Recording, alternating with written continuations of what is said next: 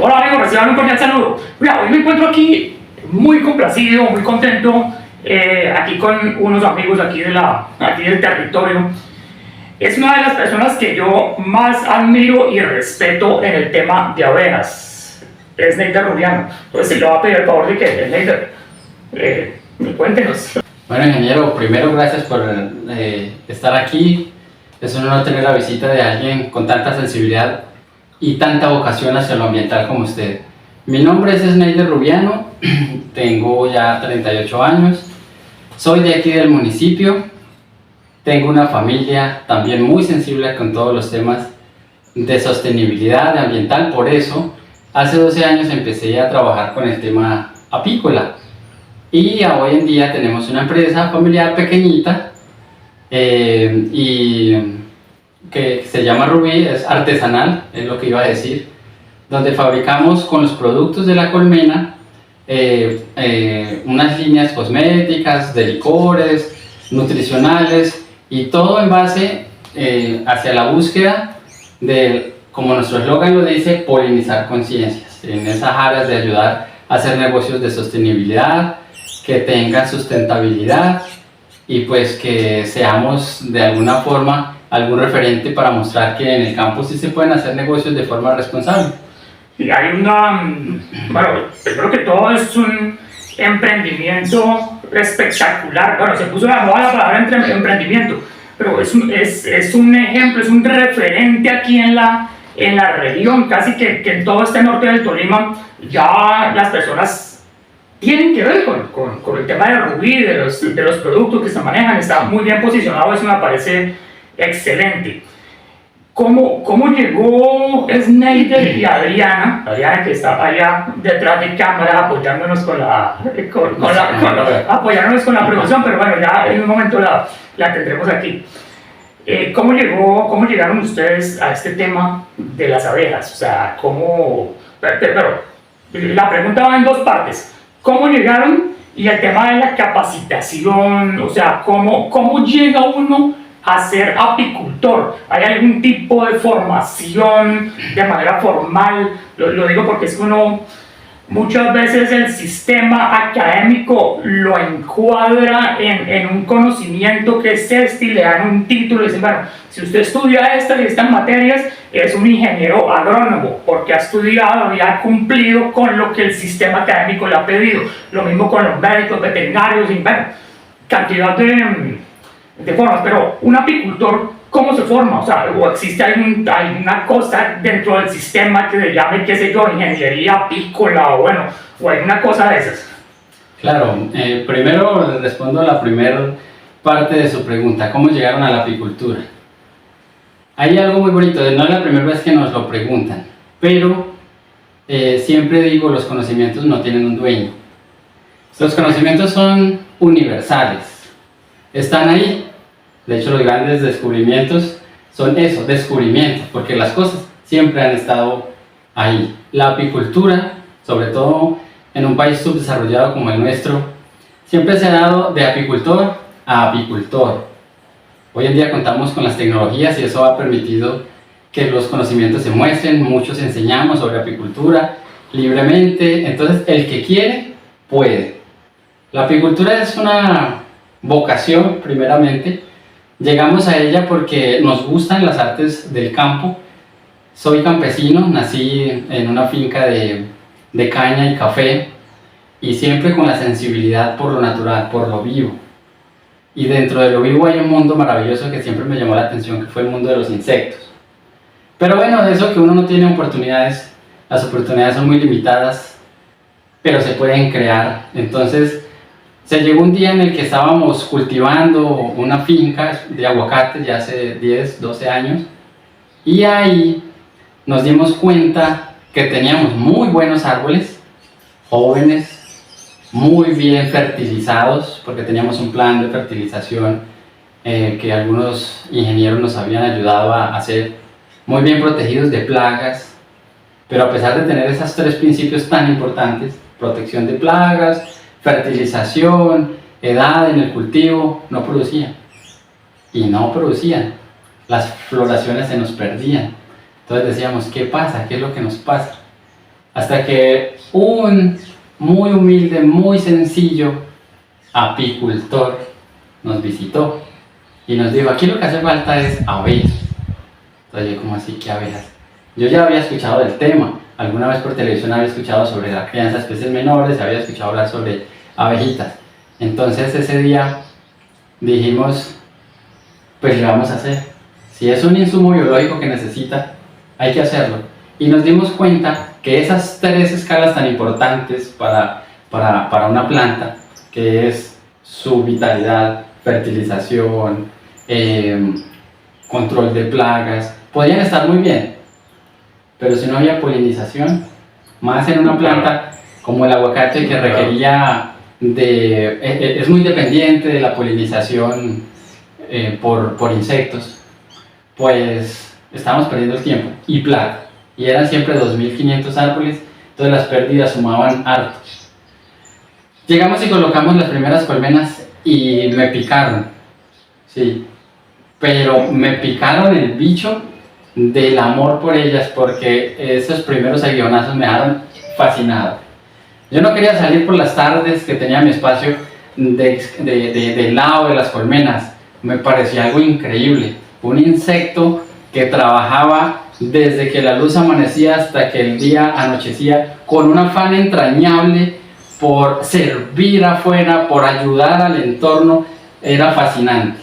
Entonces ese amor empezó, yo dije, bueno, cuando empezamos a ver el cuaje nuevamente frutal, entonces dijimos, no es mentira, realmente las abejas se requieren para esto.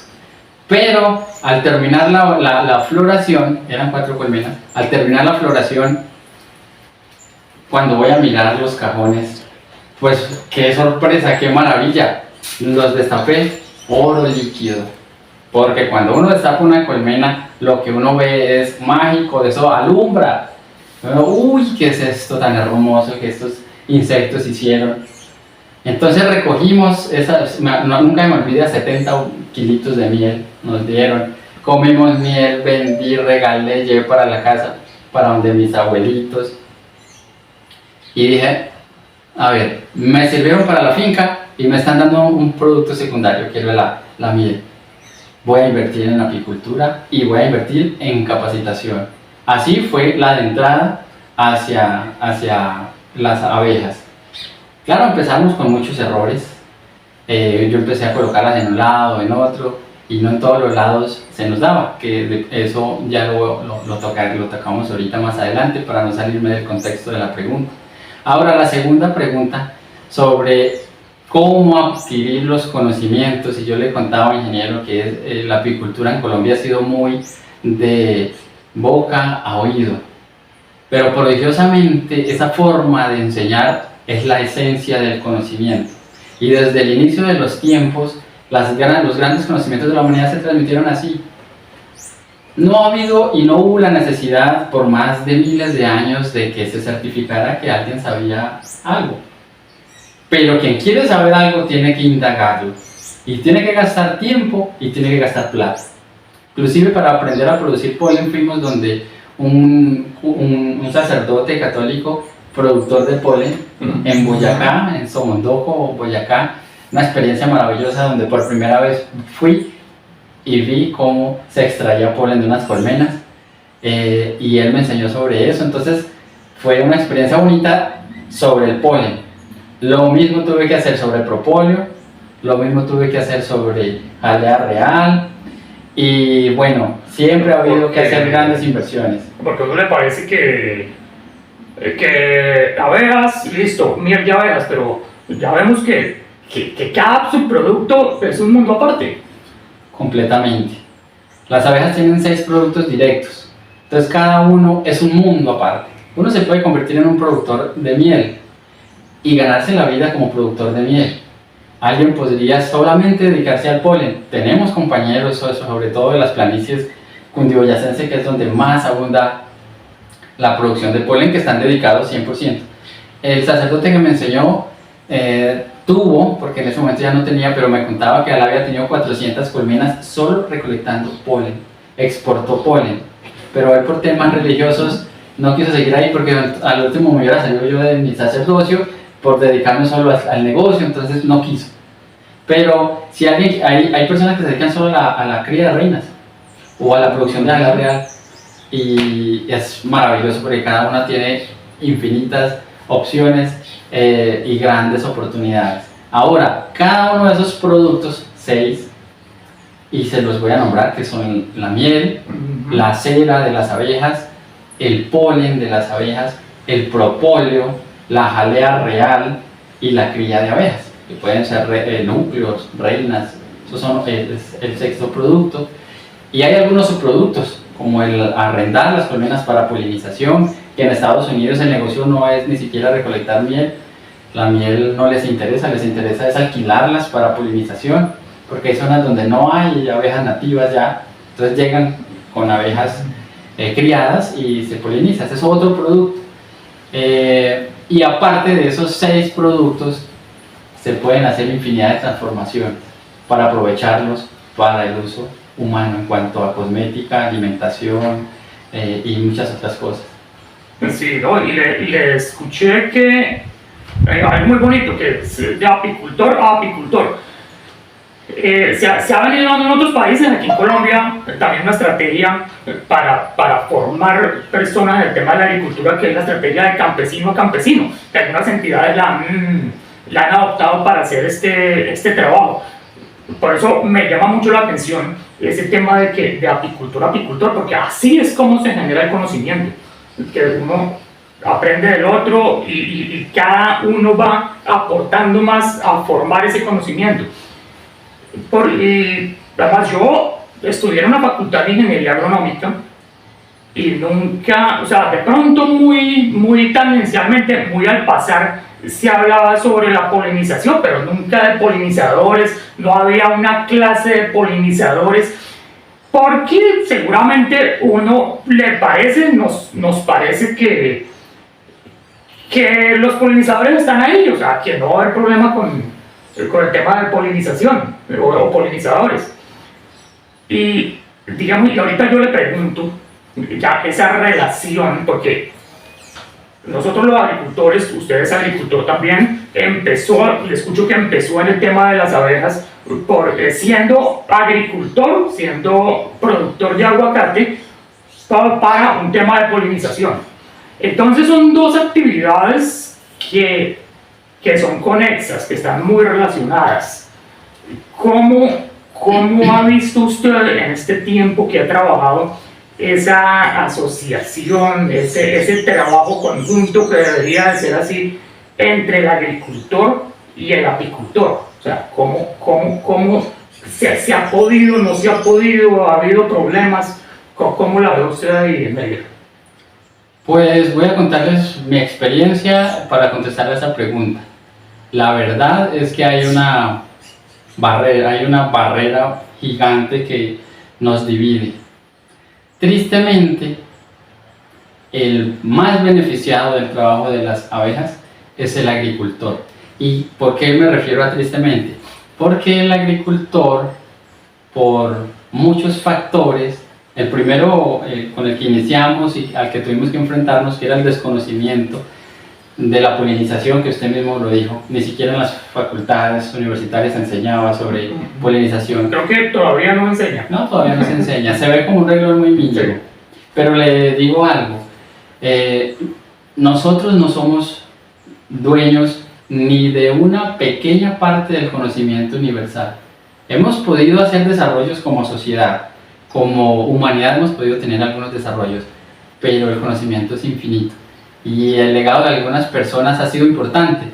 Entonces, no solamente es la polinización, día tras día vamos a darnos cuenta que muchos otros factores influyen no solo en la agricultura, sino en eso que llamamos vida, que es un equilibrio maravilloso.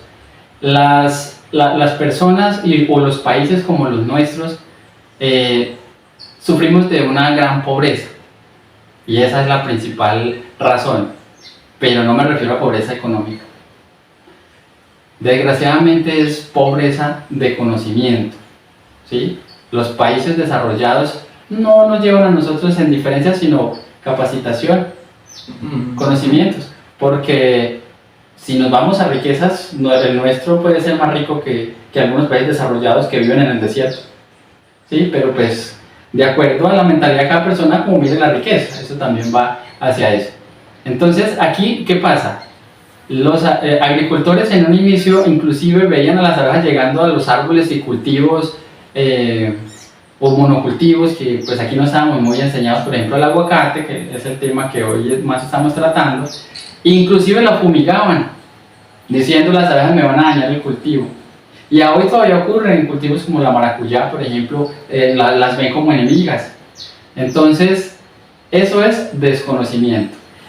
Y por el aspecto económico también influye, porque nos metieron en la cabeza que lo único que nos produce dinero es lo que hagamos de acuerdo al sistema. Y hay un sistema que nos está proporcionando los nutrientes para nuestras plantas, proporciona el control de plagas para nuestras plantas. Es más, en algunos sitios proporcionan las plantas, porque digamos que son propietarios de semillas y todo ese tema. Entonces, han colocado a las abejas como una barrera a estas industrias porque realmente los poquitos apicultores que hay no somos los únicos que hemos brincado, hemos hecho cierta revolución contra las malas prácticas agrícolas y hoy todavía tenemos muchos problemas con los agricultores. Aunque algunos quieren ayudar, mitigar, mejorar el tema, pues se enfrentan con que las producciones de forma más limpia, de acuerdo a su mentalidad, a lo que ellos creen, disminuye si no se utilizan esos paquetes de tecnología que hoy nos venden. Así es. Pero mi abuelito, por ejemplo, él murió de 84 años, 83, 84 años, y él nunca utilizó abonos en su finca. Y él dice, él me contaba, yo no crecí viendo eso, y que tocaba ir a comprar, y que si no se compraba un fungicida, no daba una planta, una mata. Nosotros, él me contaba, sembrábamos de todo y todo se daba. Pero algo pasó en los últimos 50 o 60 años. Algo pasó y los agricultores, los cuidadores del campo, los cuidadores de la humanidad, los que alimentamos a la humanidad entera, ahora estamos dependiendo del petróleo, de algunas industrias químicas, farmacéuticas, y se está convirtiendo en una bolita de nieve, y los apicultores por eso siempre nos hemos sentido relegados.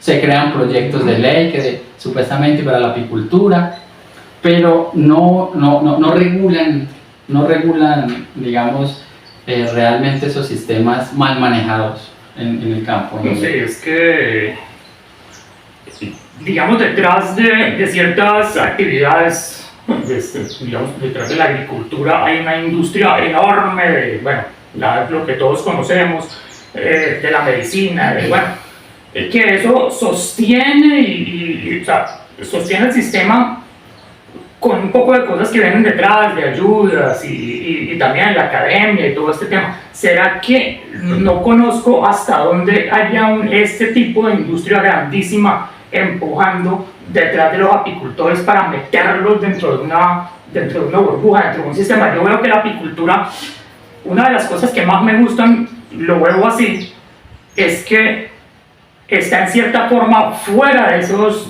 sistemas, de esas burbujas, de eso. Sí, somos como las abejas. Las abejas son uno de los pocos animales que no son domésticos. Ellos no se han dejado dominar por el hombre. Hemos aprendido a recrear su mundo para poder controlarlas.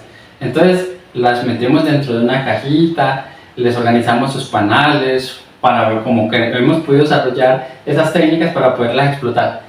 Pero ellas no sienten que tengan un dueño. A veces uno va a revisar su colmena, a ver cómo va y destapa, no hay ni una sola abeja. Se fueron, ¿para dónde voy a buscar? No se sabe. Ellas siguen en libertad. Y la actividad apícola es igual. Aún está un tanto en libertad, por muchos factores, pero eso me alegra, porque estar por fuera de una limitante. Algunos de los temas que hemos estado tratando con Agrosavia y con el gobierno nacional han sido eso. No se pueden encapsular cosas que han sido ancestrales y tradicionales. Por ejemplo, Por ejemplo, y perdón que me le salga un poquito aquí para hacer ese ejemplo, INVIMA. La recolección de la miel está comprobada que tiene miles de años. Hay una cueva en España donde hay unos pictogramas de una mujer recogiendo miel. Ese pictograma tiene miles de años. Si no estoy mal, más de 8000 años. Cuando eso no existía en Lima. ¿Qué pasa? Hoy en día quieren regular la producción de miel diciendo que no podemos extraer la miel allá donde están las abejas. Y hay condiciones para nosotros los apicultores donde tenemos que extraerlas allá. Por logística, porque no hay carreteras, porque desgraciadamente nos aíslan a ir hasta las montañas más lejanas para trabajar apicultura, y entonces nos toca extraerlas allá, y entonces nos llevamos toda una planta de piedra fría, muerta, por allá para una montaña para poder extraer como nos lo exigen. Son cosas ilógicas. No vamos a poder entrar en el sistema concretamente si queremos ser apicultores legales. No podemos tener apicultura aquí al lado de la casa, dentro de una planta, y organizar todo porque las abejas tienen un riesgo. Y el riesgo es que a ellas no les gusta mucho que estemos encima de ellas. Entonces podrían atacar a un vecino, un animal. Siempre nos toca el retirados. Y a veces las extracciones de miel, de polen, de propóleos se hacen en campo. Siempre se hacen en campo. Entonces es difícil que el sistema completamente nos absorba. La industria farmacéutica dice que podemos trabajar, inclusive por aquí tenemos unos folletos, creo que es donde ellos nos han enseñado cómo trabajar desde la ANDI, ¿verdad? Entre agricultores y apicultores. Pero me pregunto, ¿las abejas pueden trabajar donde se han hecho aspersiones de agroquímicos que a hoy se sabe que tienen resiliencia tanto en la planta como en los lotes hasta de años en adelante, ingeniero? Y usted me podría contestar más que sabe eso. Se sabe que los agroquímicos tienen un tiempo en el que están en el lote. Entonces, ¿cómo hacemos para integrar la apicultura? No con la agricultura, sino con esas fórmulas que las farmacéuticas nos recomendaciones que me imagino recomendaciones que solamente se pueden aplicar ciertas sustancias químicas, las que tengan menos en ciertos momentos, que no en floración, que cuando esté pasando la floración, que la noche anterior, no sé, o sea, cura las colmenas, porque eso lo hice yo mucho tiempo cuando manejaba cultivos de melón, que cura las colmenas para que ellas no salgan y se sueltan en determinado tiempo. O sea, una cantidad de cosas como para intentar, creo que dice ahí, ese manual de coexistencia entre apicultura y agricultura. Entonces, o sea, coexistencia es hacer una cantidad de cosas que no van a servir para nada, que no, o sea, es como la palabra para esto es falacias. Sí, es la mitigación de algo que es tremendamente dañino. Y hay que decirlo, hay que hablarlo. La industria química es muy necesaria, como lo hablábamos al inicio. Han habido desarrollos químicos. La alquimia de la Edad Media tenía muy buenos propósitos, que la química viene de la alquimia, y tenía muy buenos propósitos. Pero Albert Einstein no quería que estallaran una bomba en Hiroshima. Que estos días hablaban en la noticia sobre los cumpleaños de Hiroshima, donde murieron miles de personas. Oh, no, ellos no hicieron ciencia, ellos era para que un bombillo alumbrara, para darnos bienestar a las familias. Ese es el propósito de las ciencias químicas. Y la película de Oppenheimer, de hace como 2 años que salió. Sí, exacto. Esas personas no intentaban afectar a la humanidad, pero los intereses, desgraciadamente la avaricia que hoy por hoy corroe instituciones y corroe digamos que el alma humana, pues es la responsable de todas estas tragedias. Y por más que uno diga, es como si nos sirvieran a nosotros un almuercito, ¿sí? Y entonces en el almuercito llegan y le digan, vea, tengo cianuro.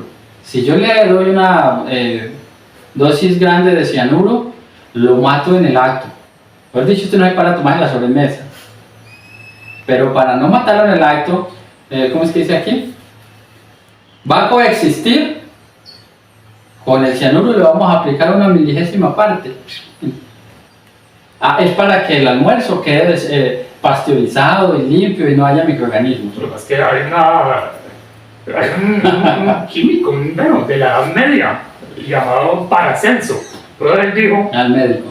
sí, un médico, entonces él dijo, no, nada es veneno, todo es veneno, todo depende de la dosis.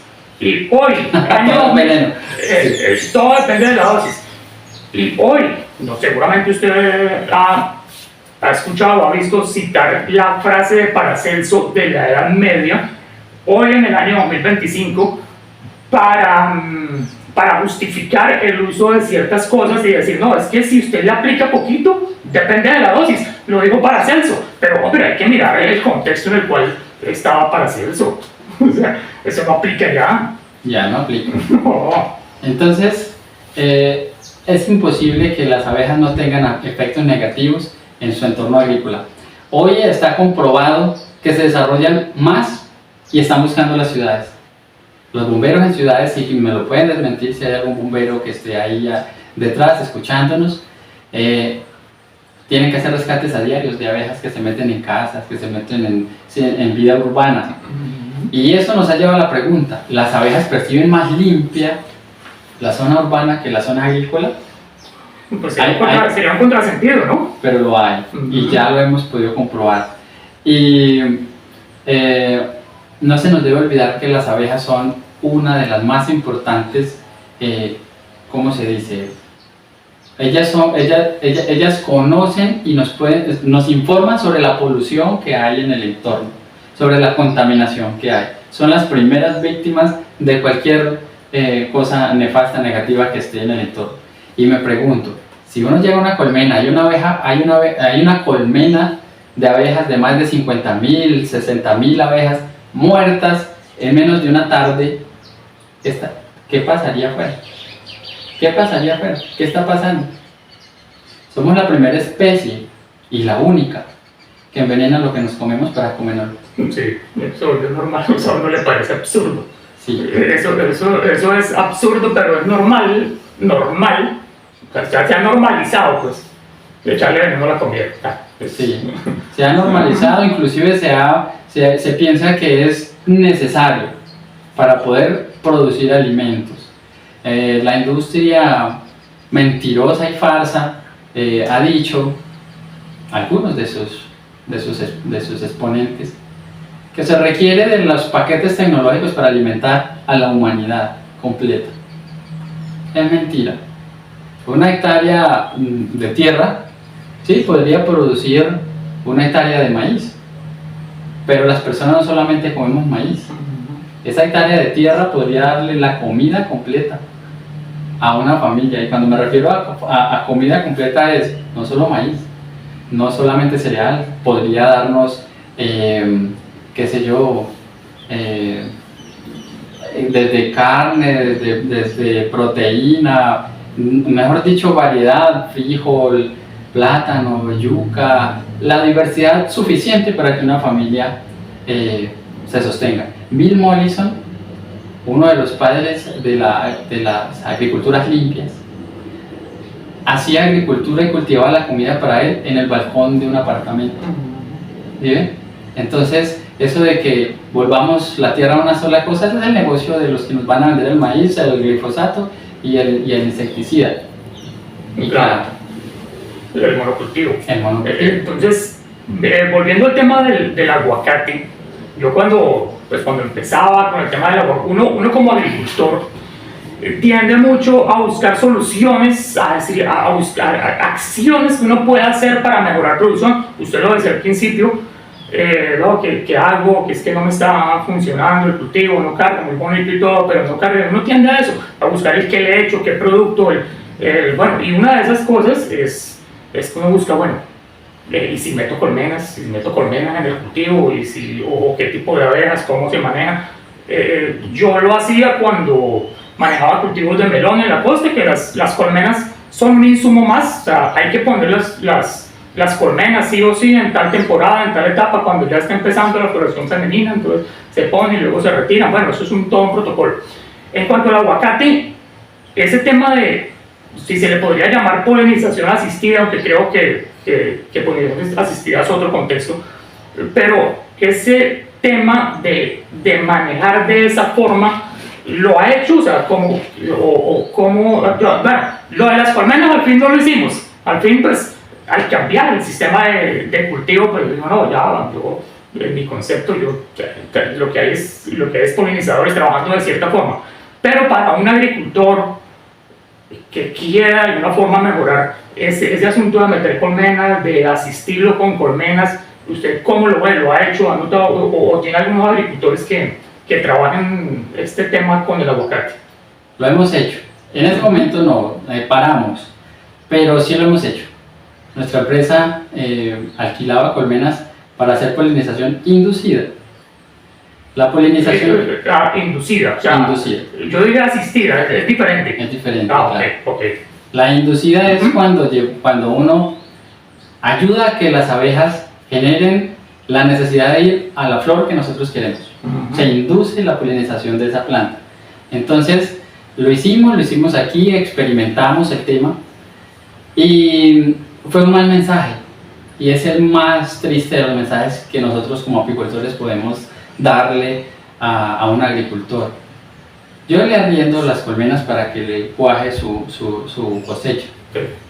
Pero hombre, estamos en el segundo país más biodiverso del mundo. ¿Qué carajos hace un agricultor pidiendo colmenas arrendadas? Perdón por mi expresión, pero es lo que siempre sentí. Entonces no arrende más. Para mí, arrendar colmenas era permitir e incentivar a los agricultores a que siguieran sus prácticas mal hechas de aplicación de insumos químicos.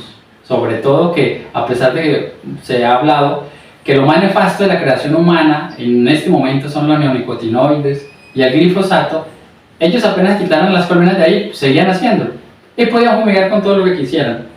Que cuando volviera la floración llamamos a Rui para que venga y nos polinice. ¿Sí? No, yo no pude. Por lo que no ha habido muertos, por ejemplo, en mi municipio no ha habido muertos por estar debajo de una bomba de fumigar. ¿Yo cómo puedo después tener mi conciencia tranquila de saber que ayudé a promover el cáncer en el mundo? Porque el glifosato es altamente cancerígeno de acuerdo a la Organización Mundial para la Salud. O por ejemplo, todas las enfermedades como el Alzheimer, que están íntimamente relacionadas con neonicotinoides en estudios que han hecho universidades importantes. No. Ese era el pésimo de los mensajes. Se puede hacer, pero digamos que lo que se tiene que es educar o polinizar conciencias, como nosotros lo hacemos, y como usted lo hace desde este programa tan valioso, para que los agricultores entiendan que estamos rodeados de la vida. Acá en Colombia, acá en Palo Cabildo, la vida hierve a nuestro alrededor. Simplemente tenemos que dejar que opere, que trabaje. Así tengamos monocultivos. Yo tenía monocultivos. Aquí las cosechas de café son monocultivos. El aguacate son monocultivos. Y han cuajado y han dado muy buenas cosechas sin necesidad de estimularlas o con polinización inducida. Sí lo hemos hecho. Lo sacamos de nuestro catálogo, la polinización de cultivos. Aparte yo perdí colmenas en eso porque la gente no me hacía caso y siempre fumigaban, y cuando yo iba a mirar y después le decía al agricultor, mire, mi colmena se intoxicó. Pues yo no sé, yo he hecho orgánico. Entonces eso ha pasado con la polinización. Empezando, antes de empezar, bueno, seguramente podemos no estar completamente de acuerdo en todo, y este es un punto. Y ahorita creo que sí estamos de acuerdo. Yo tampoco, después de utilizar ciertos sistemas de cultivo, pues tampoco estoy de acuerdo con meter colmenas. Más bien hay que hacer otras cosas para mejorar la polinización, para que la vida llegue. O sea, el sistema de agricultura orgánica no es complicarle la vida al agricultor, es simplificársela más, es valerse de lo que hay en la naturaleza. Principalmente, sí. Sin embargo, si un agricultor es responsable con su trabajo agrícola, pues claro que puede estimular un poco su polinización. Y más si tiene un monocultivo, donde va a requerir más esfuerzo de la naturaleza del normal. Es diferente que en su finca hayan 2 árboles de cítricos o 2 árboles de aguacate, y pues en su floración el potencial de insectos que hay pues es abundante para 2 árboles, pero él no tiene 2 árboles, sino que tiene 2000, entonces la naturaleza tiene que hacer un esfuerzo más alto, y en esa medida sí podemos ayudarle, y podemos promover desde el ayudar a reproducir las abejas nativas que tenemos en toda finca hay abejas nativas, en toda finca nos encontramos una colonia. La otra vez en los cafetales, antes de que fuera introducida la broca aquí y de que la broca hiciera tanto estragos y tocara aplicarle insecticidas sistémicos, cada 3 surcos había un enjambre de abejitas del café, pegadillas las llamamos por aquí, pero esa abeja era íntima y la mejor polinizadora de café que hay. Y bueno, se ha ido acabando, pero todavía la encontramos por ahí. Es volver a reproducirlas, es no volver a aplicar esos insecticidas sistémicos, sino hacer otros controles distintos a ese, y se estimula la polinización. Es más, si la finca la trabajamos bien trabajada, ingenieros, nos hemos dado cuenta que ella misma promueve la producción de polinizadores en la finca. Claro. Llegan colmenas, llegan colonias, las angelitas, ya no tengo una aquí en la pared de la casa, ahora resultaron 4 nidos, porque la abundancia atrae a la naturaleza a venir a trabajar ahí. Eso ocurre también. Sí. Y entonces he visto, también he estado pues en reuniones comerciales, y últimamente se ha sacado mucho el tema de estos como inductores de productos que promueven atrayentes de abejas, atrayentes. Entonces he visto por lo menos 2 o 3 productos que los promocionan mucho en el mercado, unos que contienen feromonas, otros que una sustancia dulce que cogen las colmenas o no sé, y les extraen, les sacan un extracto ahí para hacer un producto para aplicarle al aguacate específicamente para atraer en el momento de la floración o prefloración, para atraer las abejas. ¿Cómo ve usted ese tema? ¿Qué opina del asunto? Una estafa. ¿Sí? Concretamente.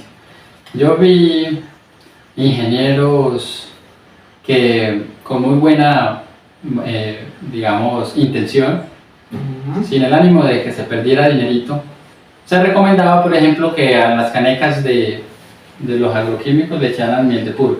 Eso, sí, bueno, artesanalmente, sí. Eso pasó mucho, ¿cierto? De pulga, sí, sí, sí. Y entonces me pregunto yo, ¿cómo le van a echar azúcares, que sí, lógicamente les gustan a los insectos, O melazas, sí, cargadas de fipronil? Fue una de las peores trampas que pudieron haber recomendado.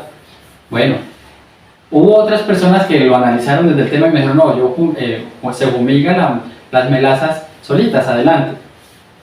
Lo que pasa es que las abejas polinizan la flor, no las hojas. Y la melaza cae al árbol, cae a la hoja, cae a la piedra, cae a todo. Y en muchos casos, si la flor está cerrada, no le cayó nada a la flor. Entonces, es desperdiciar recursos, esfuerzos, jornadas. Y es costoso ese producto. Es costoso. No estoy hablando de melaza, estoy hablando de lo que viene del exterior, de Alemania, con una etiqueta, con todo en regla, pues. Con todo lo que dice la norma. Correcto. Entonces, eso es una estafa y una mentira, visto en la práctica. Lo que sí nosotros los apicultores hacemos es el manejo de feromonas para atraer abejas, pero no para atraerlas a polinización, sino para atraerlas a una nueva casa, a una nueva caja. En el caso de abejas nativas, con el cerumen de las abejitas podemos sacar unas feromonas, organizar unas colmenitas en el ambiente, llenarlas ahí para que abejas exploradoras vengan a esos nidos y perciban que ya hubo otra colonia ahí, y entonces ellas van y se traen enjambres que liberan, que salen. Los enjambres es cuando se dividen las colmenitas, entonces llegan abejas angelitas o abejas meliponas a esos sitios a los que los tenemos para cazar enjambres, para aumentar de forma progresiva nuestros meliponarios o nuestros apiarios, porque pues tampoco se ha recomendado encontrar la colmenita por ahí de abejas nativas e irla a extraer de su entorno natural, sino que más bien hacemos feromonas extrayéndoles una partecita de ellas para, digamos, hacer los atrayentes. Pero para la polinización, las flores tienen sus propios atrayentes. Las flores llevan miles y millones de años aprendiendo a llamar a las abejas, o al insecto, o al ave a la cual ella tiene que llamar, porque no solo son abejas, ¿no? Las abejas son las número 1, Pero otro, por ejemplo, un mamífero como el murciélago, tan sagrado, era hasta sagrado hasta para las culturas indígenas, él es polinizador nocturno. Hay flores que florecen es cuando no hay luz.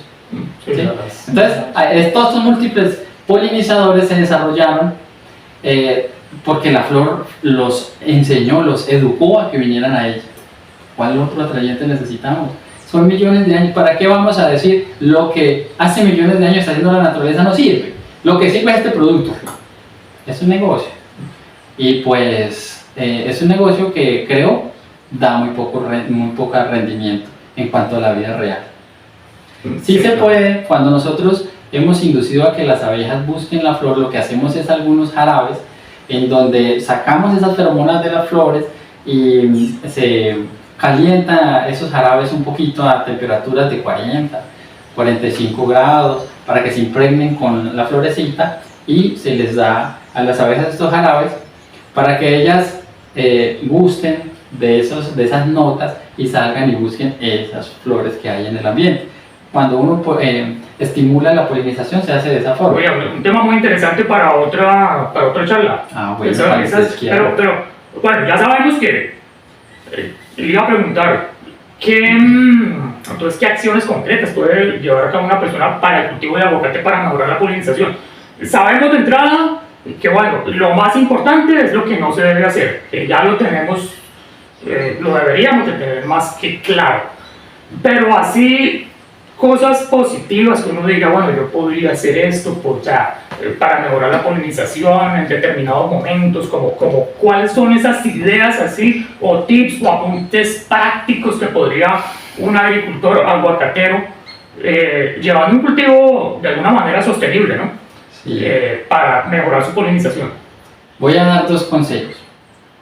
Uno radical y uno pues que va a mitigar y nos va a ayudar a los productores actuales en este momento, hoy porque necesitamos soluciones para allá, Claro. Que se puedan llevar a los lotes. Voy a empezar por la radical.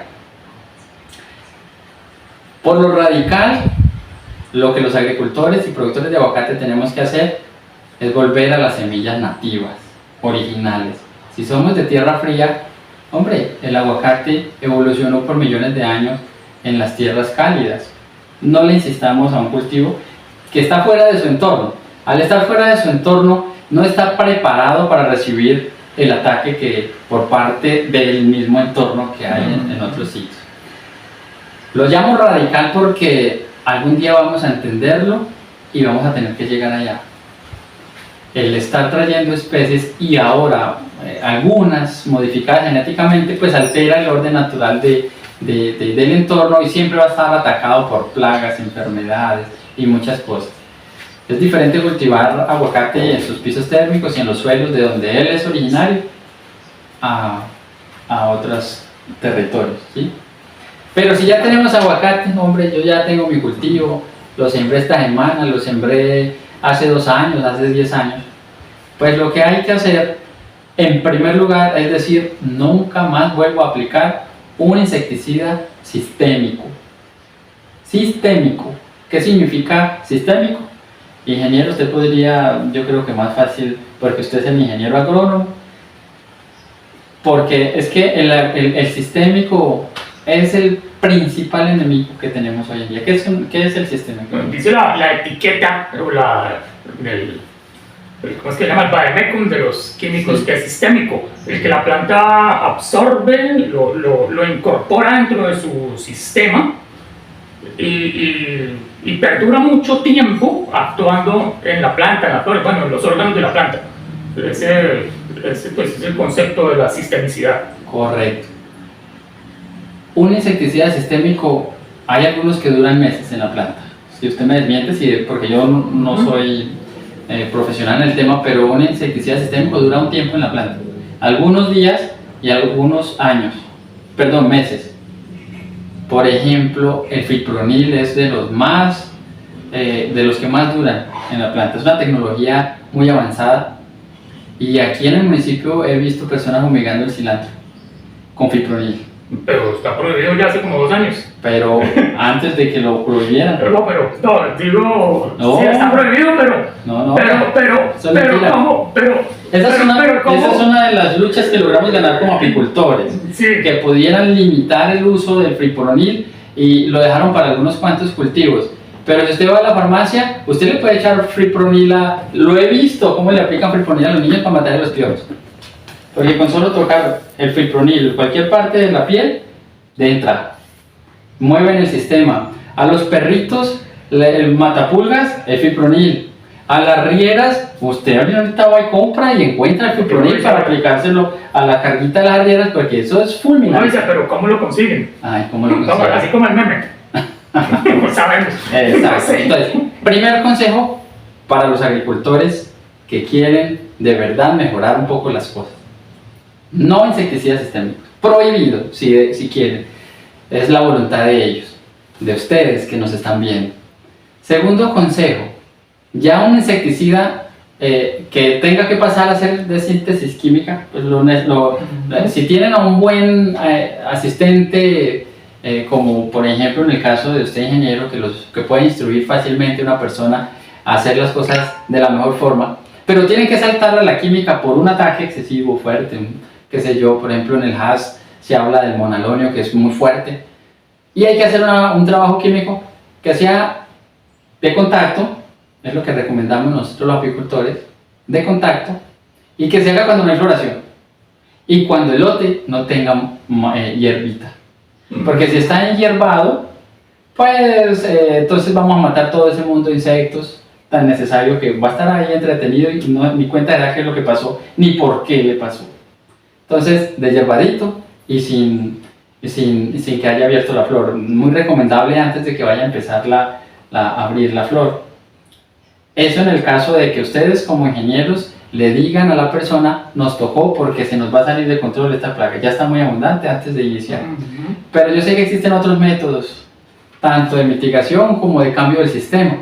Entonces, pues yo creo que ese es el máximo y mejor consejo que puedo darle a un agricultor de hoja. ¿Usted ha visto, no sé si ha trabajado en alguna parte, este tema de cortar las hierbas en cierta época, dejar un corredor, o sea, como una sincronización entre las temporadas de floración y las guadañadas o cultivos de servicio alternativos como maíz en cierto... Alguna vez yo intenté hacerlo, no sé si hubo un buen resultado o no me puse a tomar datos de sembrar maíz en cierta época para que las abejas lleguen mucho al maíz, entonces para que cuando no haya maíz entonces ya se entretengan en el aguacate, bueno, cosas así.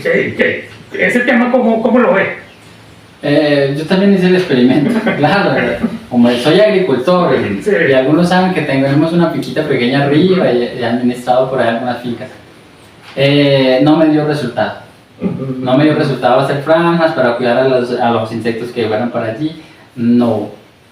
Lo que sí me ha dado resultado y le va a dar a cualquier persona aquí en la China o en el África, donde sea, es la diversidad de cultivos. Volvemos a la diversidad. Y volvemos a lo de siempre. Todo al mismo punto. Hombre, claro. Vea, les voy a contar algo. Al inicio éramos productores de miel, solo miel. Pero como nuestras colmenas fueron asesinadas, fueron masacradas por los insecticidas, por el fipronil y todas esas vainas, entonces, al diezmar nuestro producto, al tener poco producto, nos vimos forzados a algo que en agricultura, sí o sí, algún día volverá a ser: diversificación. Si ustedes miran a mi espalda, ya no hay solo miel. De hecho, la miel, mira, hay 4 mediecitas de miel. Y de ahí para acá, son productos derivados de la miel. ¿A qué voy con ese tema? Diversificar es el camino de la naturaleza, ingeniero. Yo no conozco una montaña a la que me le haya metido y haya encontrado un cultivo o de un solo árbol dentro de la montaña. Por metro o por 10 metros cuadrados hay diferentes especies, sí o sí, en la montaña. Y muchas especies dentro de esa pequeña parte. ¿Qué nos dice la naturaleza? Detesta el monocultivo. Uno de nuestros fracasos como humanidad es que nos hayamos reclinados todos en una ciudad y nos hayamos vuelto un monocultivo, hayamos formado una ribera ahí todo grande y feo. Pero nuestros abuelos, hace miles de años atrás, eran campesinos, habían poblados, siempre lo han habido para hacer intercambios, la plaza donde se intercambiaban productos, pero formar un sitio para una sola especie y multiplicarla ya va en contra del ritmo natural. Entonces, a mí lo único que me ha dado resultado es diversificar. Y por eso, digamos que en el lote nosotros siempre sembramos la mata de plátano, la mata de yuca, la mata de aguacate, la mata de café. De café sembramos 2, 3 especies distintas. De aguacate, yo no tengo ni 40 árboles, tengo 4 especies de aguacate. Pues bueno, no me interesa que de dejar solamente recogí 200 kilos, pero resulta que el que estaba a buen precio era el papelillo, entonces también recogí otros 200 de papelillo y me da mejor resultado. Sí, claro. Y con eso me permite más tiempo ir a controlar, por ejemplo, los barrenadores del tallo de papelillo, que es el que más molesta. Pero si todo fuera de una sola, el barrenador se multiplicaría como un berraco, que es el nuche, ¿no? Sí, sí, sí. Y así. Ese realmente es el mejor consejo para un agricultor. Diversifiquen. Diversifiquen. Mire que cuando se cae el precio de un producto y no tenemos en ese producto, ahí quedamos. En cambio, tenemos otro, ese nos ayuda mientras el precio de este otro producto recupera a nivel comercial. Y a nivel de finca es lo mismo. Es lo mismo.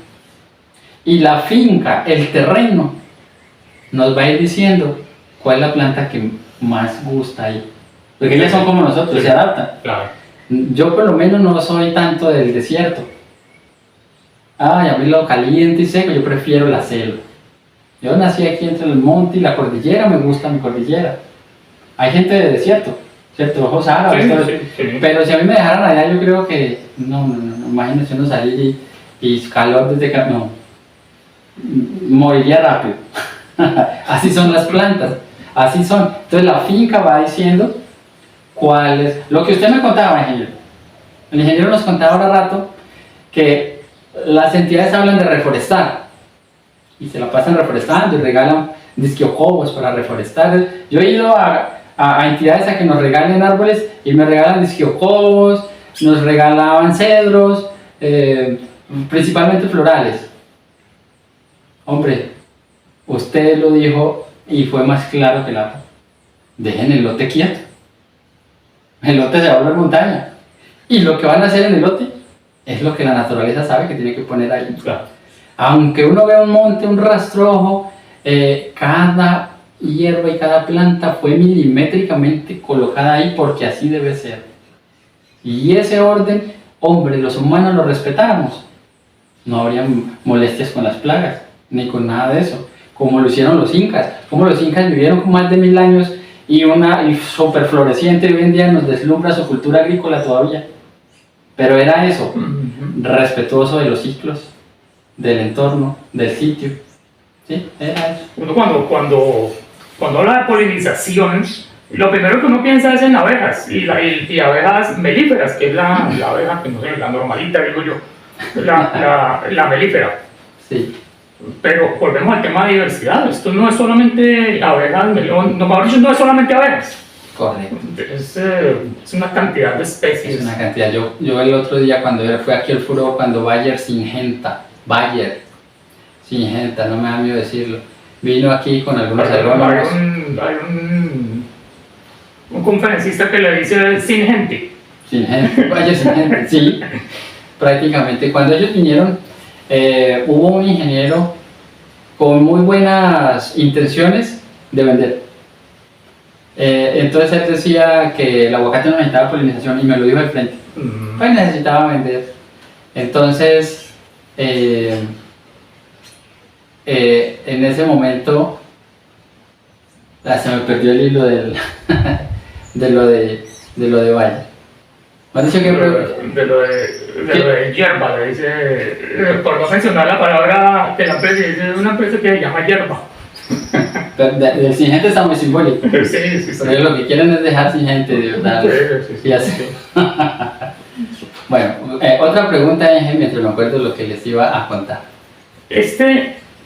Estamos en el tema de que, bueno, hay una corriente, que lo sostenible y lo orgánico bueno, me parece muy bien, pero también hay una industria detrás de esa cultura orgánica. Bueno, digamos que desafortunadamente, una industria muy poderosa naciente. Entonces se habla de biocontroladores, entonces hablamos de biohuellas y todo eso.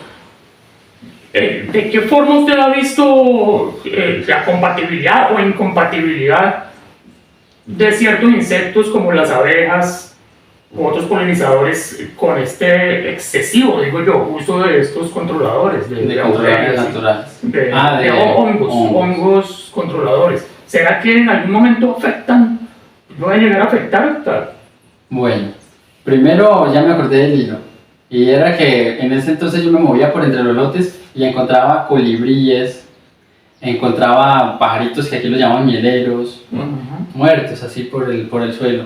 De hecho no volvimos a ver aquí el copetón, que era tan famoso dentro de todas nuestras casas. Las culebras ya no encuentran ni con remedio. A veces se encuentran una que otra culebra. La otra vez uno en toda acogida era llévese los sustos con las culebritas. Bajó mucho la población de estos importantes miembros de nuestros ecosistemas. Eso era lo que le iba a decir. Y fue cuando llegó las tecnologías de estas farmacéuticas. Ahora sí, con respecto a lo de los honguitos y todo, pues es más suave que la agricultura química, ¿no?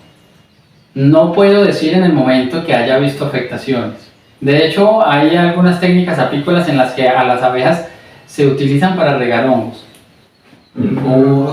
Conozco el caso de un profesor que es de apicultura y él se inventó un sistema en el que ponía como una escobita en la salida de las abejas y la escobita estaba llena iban agregándole ese líquido con honguito y la abeja tenía que bajar por ahí y mojarse.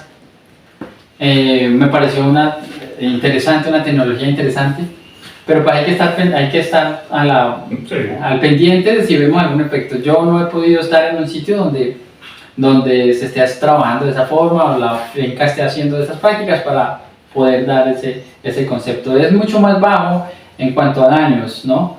Pero también el mundo fúngico hay que tener responsabilidades y conocimientos para utilizarlo. Ya es lo que puedo decir. Bueno, Neider, yo creo que quedamos listos para una segunda parte, nos quedan una cantidad de temas y el otro tema que quisieran tocar de pronto en otro programa, no, es que seguramente lo vamos a hacer, es de todo este universo de productos. O sea, me encanta, he consumido varios de ellos y de verdad que siente uno en el tema de salud muy bueno, muy bueno. Tenemos que promover más esto porque también es nuestra salud. Ingeniero, Rubí es casa de puertas abiertas para todos. Gracias a usted también por esta importante entrevista en la que podemos intercambiar conocimientos. Y claro que queda muy pendiente porque eso es otro tema. Pues me gustaría que viniera Adrián y nos diera aquí las redes sociales y todo el tema, claro. Y hablar un poquito de Rubí. Claro, ven. Vea, para los que no la conozcan, Chachas es famosísimo. Bueno, muy buenas tardes. Gracias, Juan Carlos, por el espacio. Pues queremos invitarlos a todos los que están viendo este video, que nos sigan por las redes sociales. Nosotros estamos en Facebook, en TikTok, en Instagram. Aparecemos como Apícola Rubí o Rubí. Vamos, para mostrar ahí, en vez de un... A ver, así lo pueden buscar. Sí, con el nombre. Exacto, así con el nombre. El proyecto principalmente va basado hacia las bebidas fermentadas. Tenemos una página en Instagram que se llama Hidromiel Rubí. Ahí también la pueden buscar.